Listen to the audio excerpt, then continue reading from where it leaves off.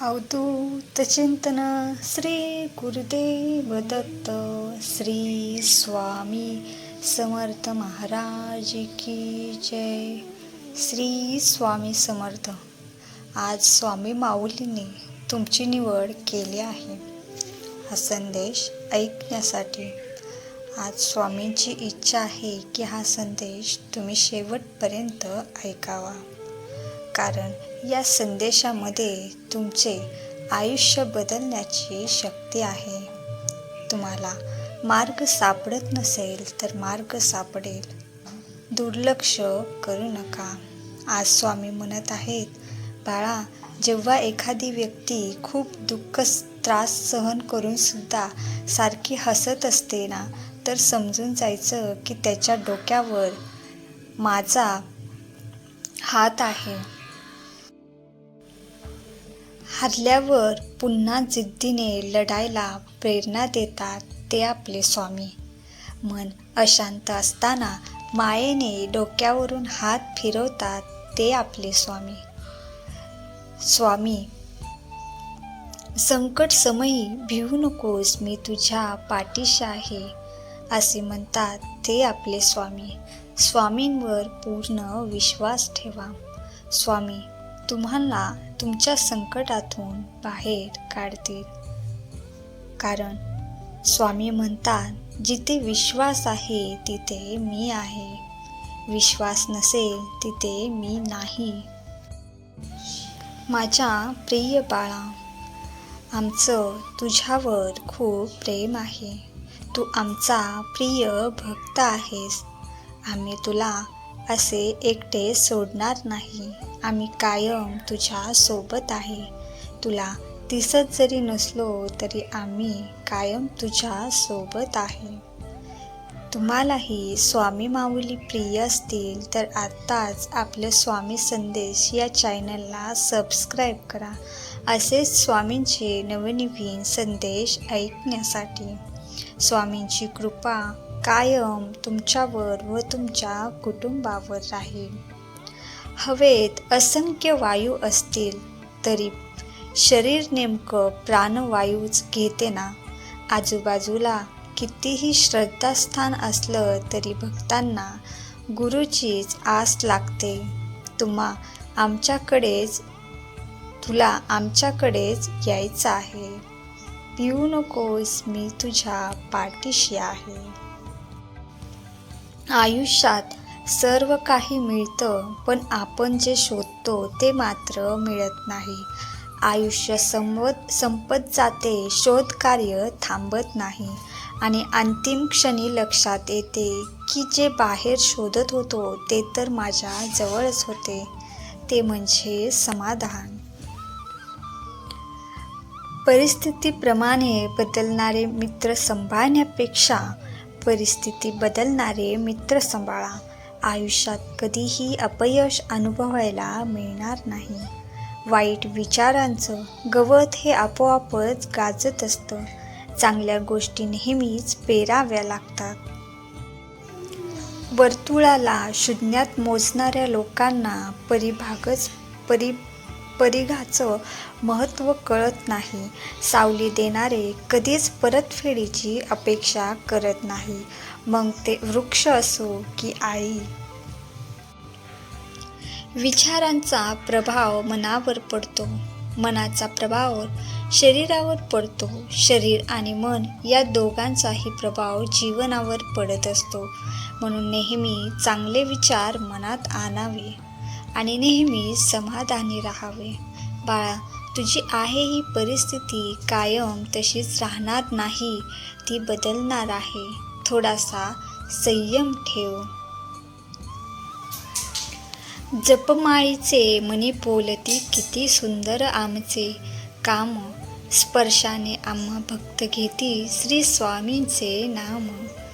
तुम्हीही श्री स्वामी समर्थ महाराजांचे, आपल्या स्वामी माऊलींचे जप करत असाल तर आत्ताच या व्हिडिओला लाईक करा.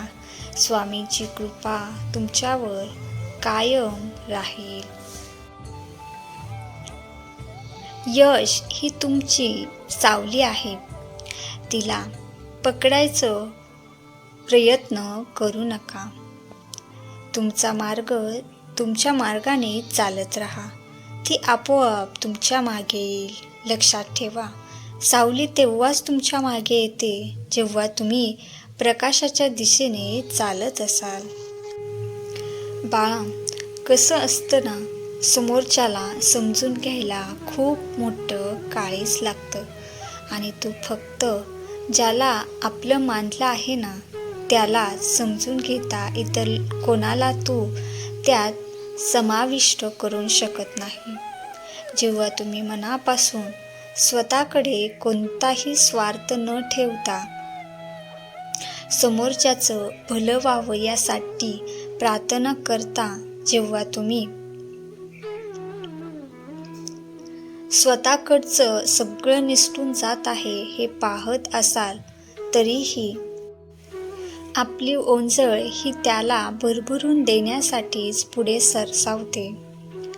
अशा वेळेला खरंच हे नातं साधं राहत नसतं, ते दैवी तत्त्वाने युक्त होत असतं आणि देताना मी माझ्याकडे स्वतःकडे काय असेल हे पाहत नाही हा भाव तुझा असतो.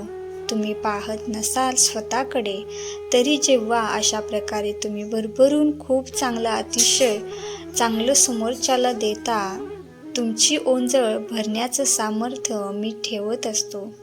कारण ते देताना आमच्याकडे काही उरणार नाही की नाही याची चिंता तुम्हाला जेव्हा लागत नाही, तेव्हा या जगात कोणत्याही गोष्टीपेक्षा तुमचा माझ्यावरचा विश्वास हा मोठा ठरत असतो.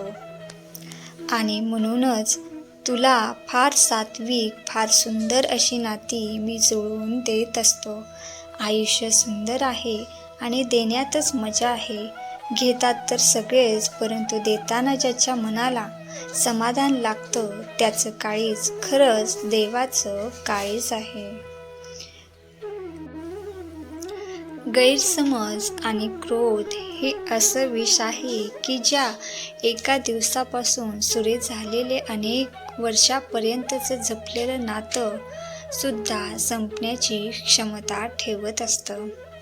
कोणालाही पूर्ण न ओळखता जवळ करू नकोस आणि पूर्ण समजून घेतल्याशिवाय गैरसमज आणि क्रोध करून नाते तोडू नये. कारण असं केलं तर नंतर विचार करावा की गैरसमज ही गोष्ट खरंच मोठी गोष्ट आहे की नातेच संतुष्टात येते. अशाने एक चांगली व्यक्ती आपण गमावत असतो.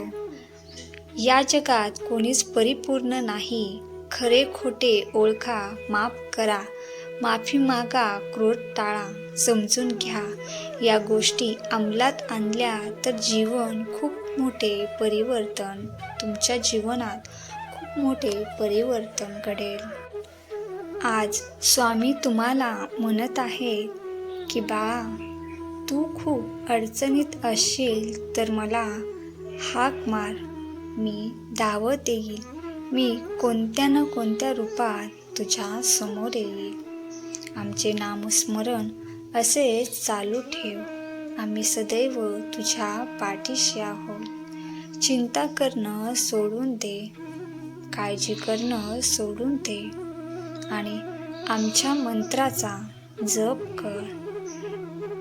निशंक होई रे मना, निर्भय होई रे मना. प्रचंड स्वामीबळ पाठीशी नित्य आहे रे मना. अतर्क्य अवधूत हे स्वर्णगामी, अशक्य ही शक्य करतील स्वामी. दुःखाचे मूळ कारण म्हणजे जास्तीच्या अपेक्षा, समाधानी वृत्ती नसणे, चुकीचे वाईट कर्म करणे, निंदा करणे, इतरांचा हेवा करणे, हव्यास, अति कामकुता, अति भोजन, भक्ती साधना न करता वरवर दाबिंकपणा करून दिखाऊ भक्ती करणे हे आहेत मनुष्याच्या दुःखाचे कारण. प्रत्येकाने आपल्याला स्वतःला योग्य गोष्टीपासून जेवढं दूर राहता येईल तेवढं तुम्ही सुखी राहाल.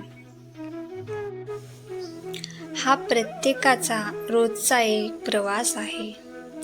या प्रवासात तुला वाटत आहे तुझ्यासोबत असणारे सगळे तुझे सहप्रवासी आहेत, पण इथं त्यांचं विश्व वेगळं असू शकतं.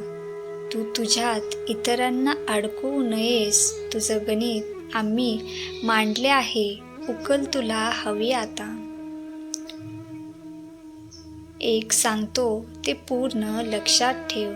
तुला वाटलं की आपले सोबती घेऊन पुढे जायचं, तर सगळ्यात महत्त्वाचं तू विसरत आहेस. इथे तुझ्या सारथी मी आहे. जो आमचा सोबत आहे तो एकटा कधीच नसेल. ज्याला हे समजलं त्याचं आयुष्याचं गणित सुटलं म्हणून समज. खूप कमी जण खरं समजतील, त्यातून खूप कमी जण ते अवलंबण्याचा प्रयत्न करतील आणि त्यातून काही खास तयार होतील. जे तयार होतील ते साधनेत मस्त राहतील.